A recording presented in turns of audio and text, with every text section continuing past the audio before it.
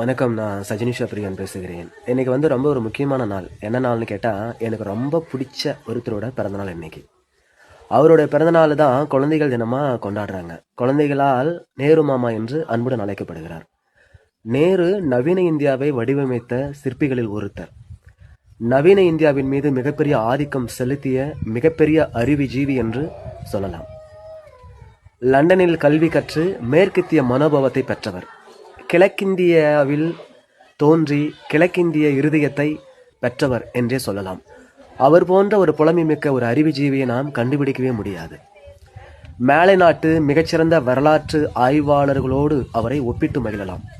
மிகப்பெரியவர், மிகப்பெரிய எழுத்தாளர், மிகப்பெரிய கவிஞர், பல்துறை வித்தகர், மிகப்பெரிய அரசியல்வாதி, மிகப்பெரிய சுதந்திர போராட்ட விடுதலை வீரர் என்றை அவரை ஆற்றுப்படுத்தலாம்.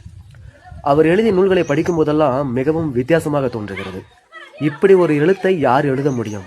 அவர் அரசியல்வாதியாக ஆனது மிகப்பெரிய ஒரு கௌரவம் என்று நான் கருதுகின்றேன். புதர் மீது அளவு கடந்த அன்பும் பாசமும் கொண்டவர். இந்தியாவை மிக அதிகமாக நேசித்த மகத்தான மிகப்பெரிய ஆளுமை அவர் என்று சொல்லலாம்.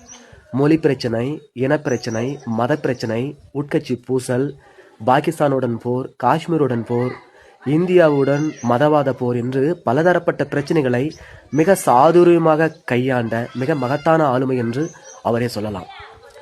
எத்தனை ஆண்டு கழித்தும் கூட அவர் மீது வைக்கப்படுகின்ற விமர்சனங்கள் பொடி பொடியாக தூள் தூளாக காணாமல் மறைந்து போகின்றன என்று சொல்லலாம்.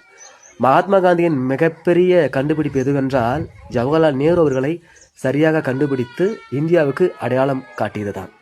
நிச்சயமாகவே நேரு என்ன பேசினார், என்ன எழுதினார், என்ன யோசித்தார், இந்தியாவுக்காக அவருடைய பங்களிப்பு என்ன என்பதை நாம் கண்டுகொண்டால் நாம் புனர்ஜென்மம் எடுக்கலாம் என்றே நான் ஒப்புக்கொள்கிறேன்.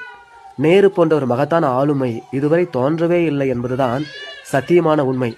இந்தியாவிற்காகவும் நாட்டிற்காகவும் பலதரப்பட்ட அறிவு விஷயங்களுக்காகவும் தம்மை செலவழித்த மிகப்பெரிய மகத்தான ஆளுமை அவர்.